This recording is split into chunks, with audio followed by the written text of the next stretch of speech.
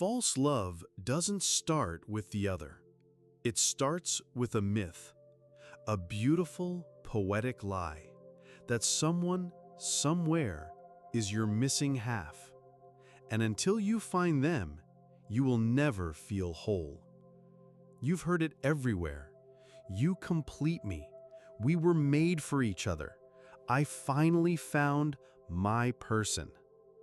But what if the very idea of needing to be completed is the beginning of your suffering? Plato warned us. Over 2,000 years ago, he described the soulmate myth not as a goal, but as a mirror of our brokenness.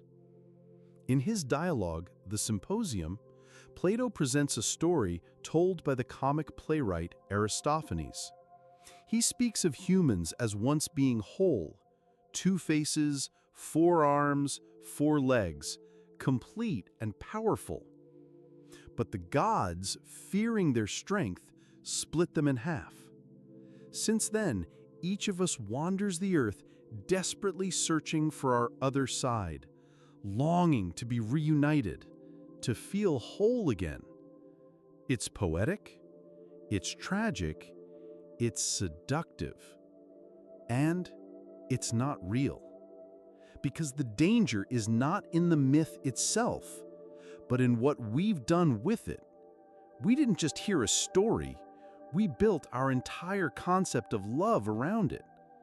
And in doing so, we turned the sacred into addiction, the longing into obsession, the search into self-abandonment. We stopped asking, who am I becoming through this love? And started asking, who will finally make me feel enough? Plato wrote, each of us, when separated, having one side only, is always looking for his other half. But here's what most people miss. Plato didn't endorse this as the highest form of love. He included it only to contrast it later with something far deeper.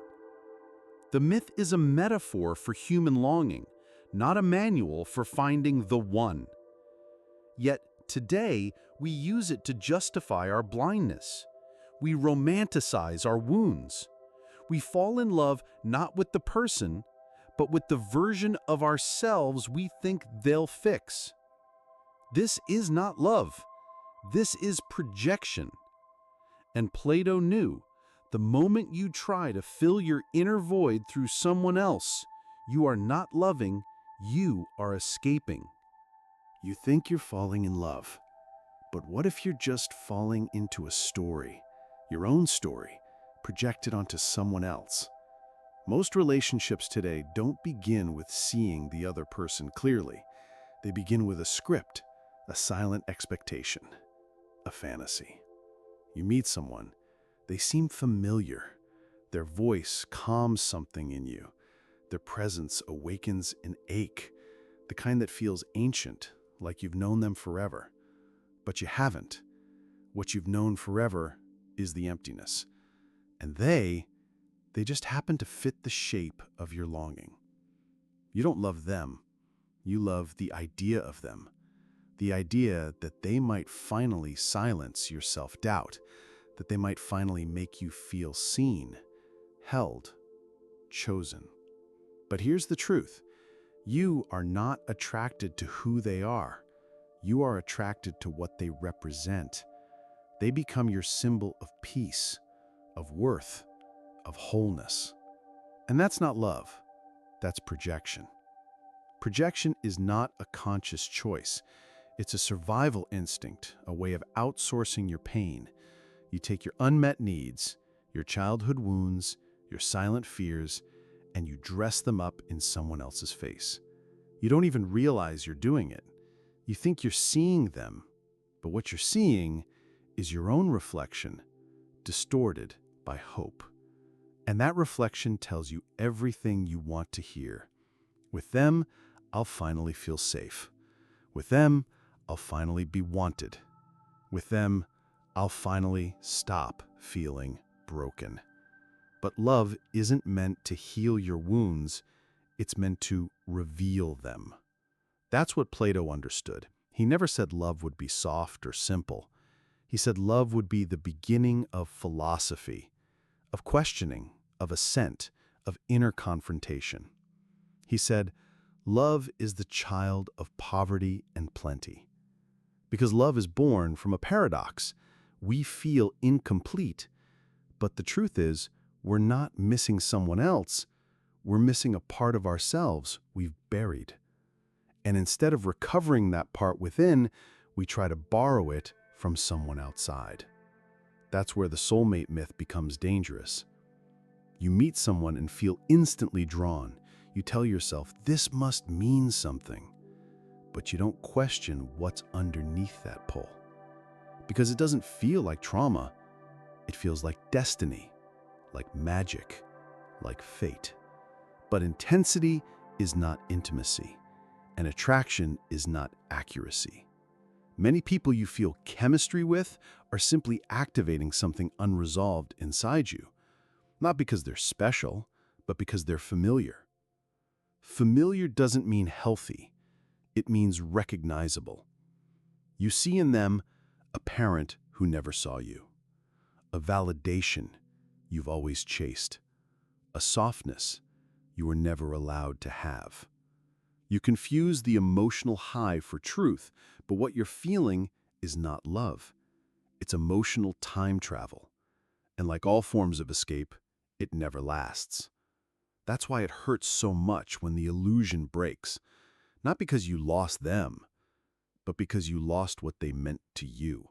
They were never just a person. They were a symbol, a fantasy, a promise, a placeholder for something sacred you forgot how to find inside yourself. Plato warned us, he who loves the body without loving the soul chases shadows and never finds light. He knew that real love begins not in the hunger, but in the awareness of the hunger. To love without projection is not to lose desire. It's to see the person clearly without needing them to fix you. But most of us never get there because it's easier to chase a savior than to sit in the silence of our own becoming. We are not looking for people. We are looking for relief. And that is the tragedy of modern love.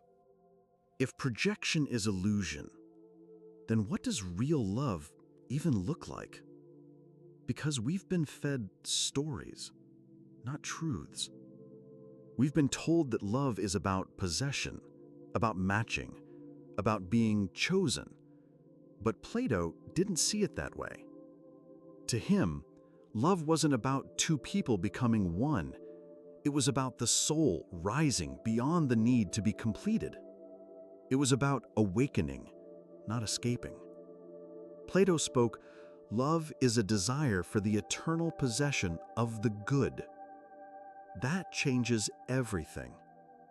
It means that love isn't just a feeling, it's a force, a movement of the soul, a sacred unrest that pulls us toward what is true, beautiful, and unchanging. In the Symposium, Plato, through the voice of Socrates, describes a journey, a ladder of love, a path that begins with physical attraction, but doesn't stay there. At first, we are drawn to a single body, but then we start to see that beauty exists in many forms, not just in one person, but in all people, not just in bodies, but in minds, not just in minds, but in the structures of truth, of wisdom, of virtue. And eventually, if we allow love to guide us, we reach the highest form, the love of beauty itself. Not beauty as appearance, but beauty as essence, as order, as harmony, as truth. Plato wrote, "He who has been instructed thus far in the ways of love will suddenly perceive a beauty of marvelous nature, pure and divine, not clothed in flesh or color." This is not the love you see on screens. This is not obsession, not possession, not losing yourself in someone else. This is love that makes you find yourself. Because Plato's love is not about merging. It's about mirroring, not to reflect fantasy, but to awaken depth.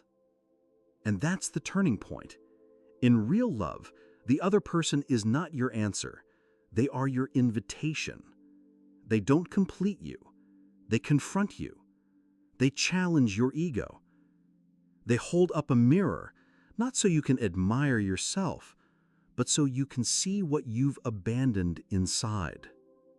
This kind of love is uncomfortable because it doesn't feed your illusions.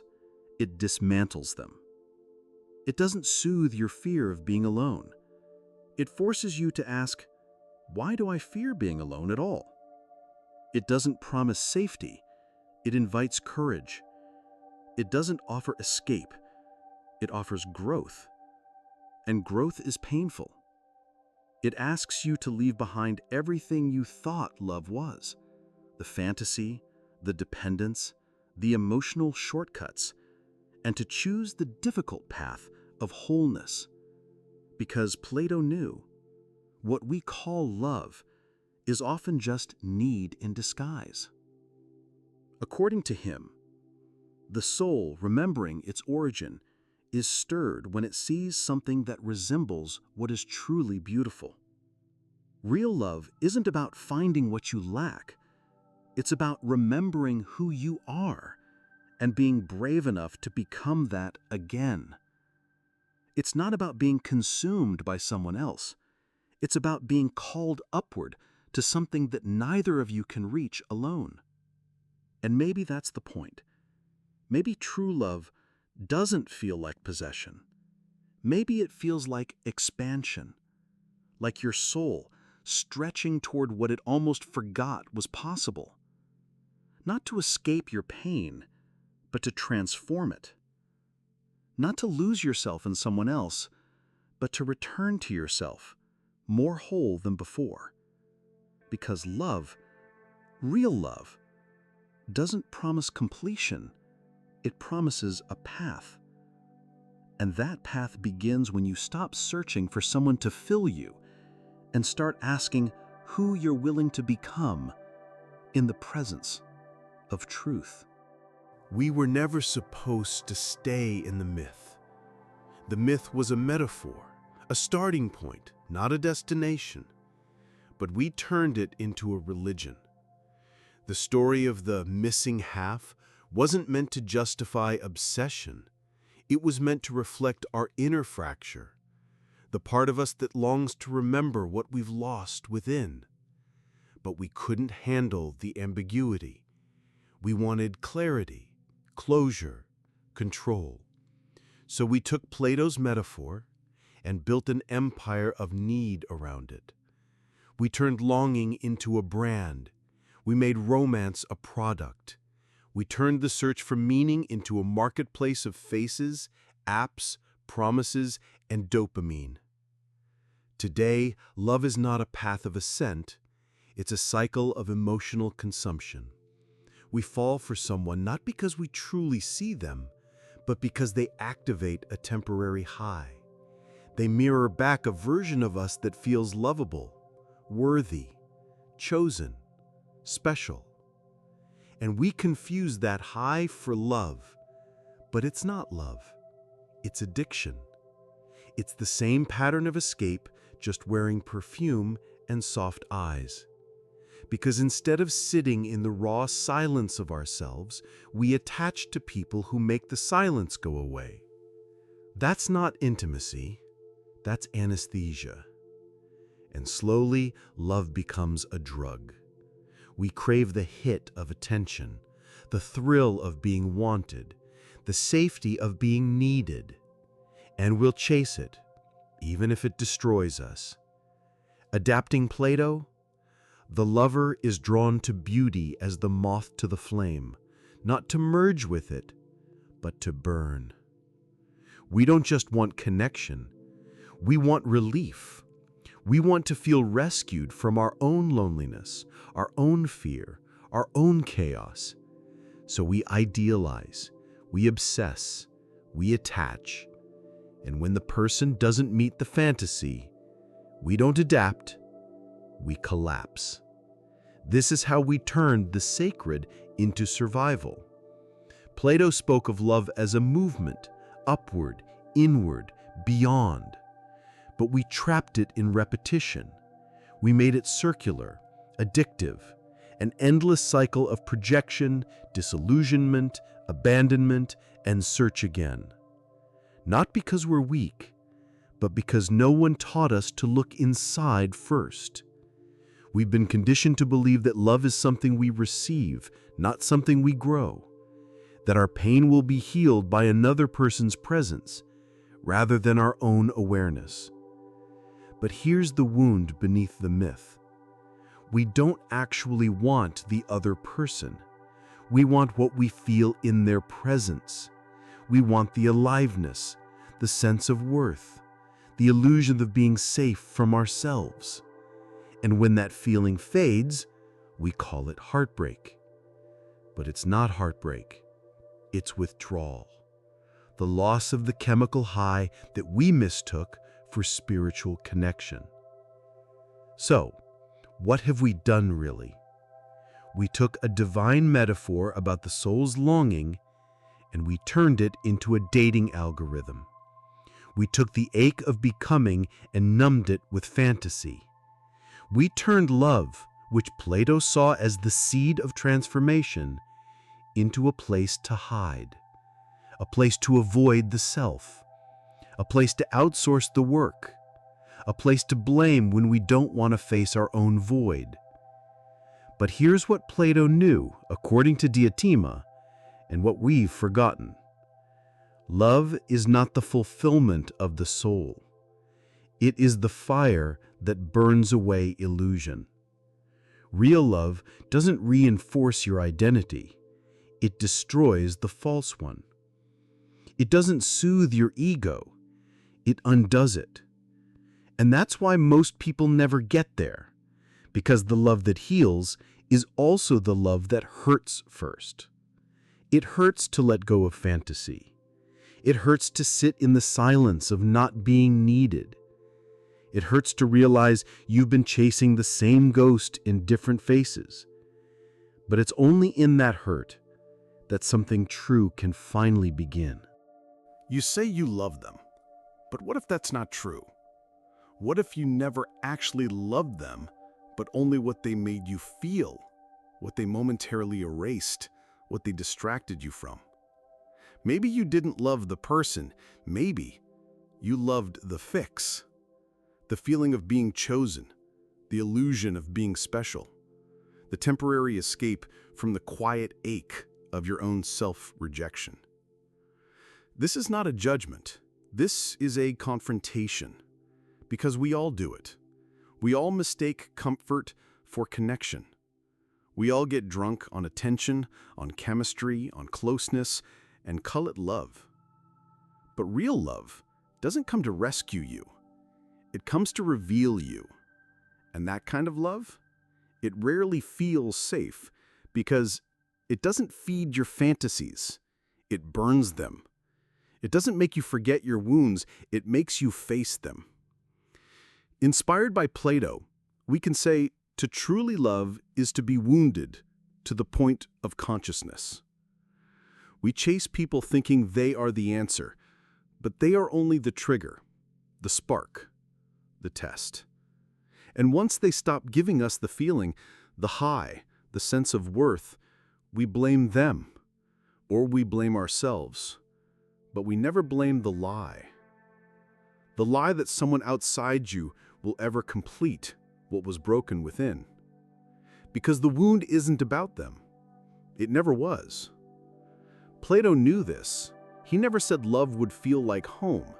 He said love would pull you from the body to the soul, from the soul to the form to the truth. It is not soft. It is not sentimental. It is a violent birth into clarity. So now, ask yourself, Do you really love them, or do you love the version of yourself you feel when they're near? Do you want them, or do you want to stop feeling unwanted? Do you love their soul, or do you love the silence they bring to your chaos? Because that's not love, that's relief. And relief can feel like truth, but it never lasts. Love that's born from fear will always turn into control. Love that's born from emptiness will always turn into dependency. And love that's born from projection will always collapse under the weight of reality. So maybe it's time to stop calling it love. Maybe it's time to grieve the fantasy, to bury the myth, to release the lie. Not because love doesn't exist, but because real love is not found in another. It's revealed in the brutal, honest act of seeing yourself. And maybe that's what Plato wanted us to know all along. That love at its highest is not about being chosen. It's about choosing to become whole, to become real, to become aware, even if it means letting go of every face you once called destiny. You don't want love. You want peace. You want to feel worthy. You want to feel seen. You finally want to stop running. But no one can give that to you. Not even the person who feels like home. Especially not them. Because real love doesn't deliver you from your shadow. It delivers you to it. And the question is not, will they love me? The real question is, can I sit in the fire of being unchosen and still remember who I am? That is where real love begins. If this moved something inside you, stay. We're building something for those who don't fake it. Subscribe, not just for the content, but for the confrontation. And if this left a wound, maybe it was meant to. Sometimes the best way to go deeper is to share the pain. Share it. Someone out there still thinks love will fix them, still waits for a person to feel whole, still calls the high connection, still calls the silence loss. But it was never about the other person.